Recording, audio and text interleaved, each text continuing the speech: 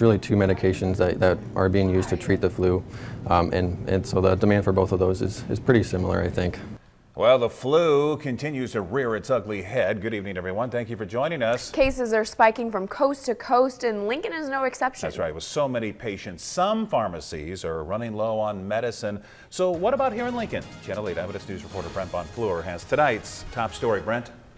Rod, Megan, the flu is responsible for thousands of deaths across the country, including 21 adults and a 5-year-old girl here in Nebraska.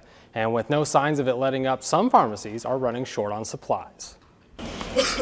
The flu is continuing to wreak havoc across the U.S. More than 3,000 deaths have been linked to the virus, over 20 of them in Nebraska, and officials are reporting outbreaks in every state but Hawaii.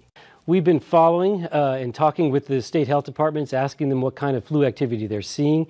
And this is the third week in a row where 49 out of 50 states are still indicating that there is widespread activity in their states. With the flu season still in full swing, doctors are urging everyone to take precautions. There's Tamiflu that you can get in the first 24 to 48 hours. So if you feel like you're coming down with the flu and you have a high fever and you have those body aches, I would go right away. With so many cases, pharmacies across the country are running low on the medications that treat them.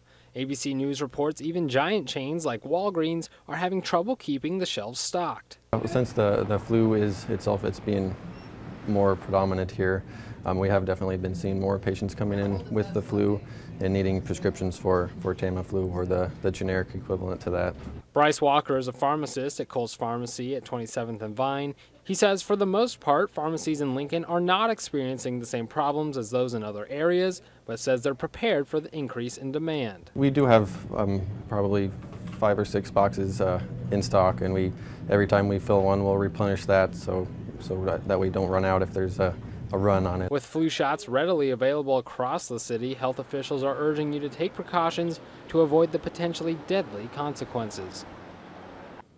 The experts we've talked with still say the best ways to prevent the flu are to get plenty of rest and stay hydrated and, of course, get your flu shot.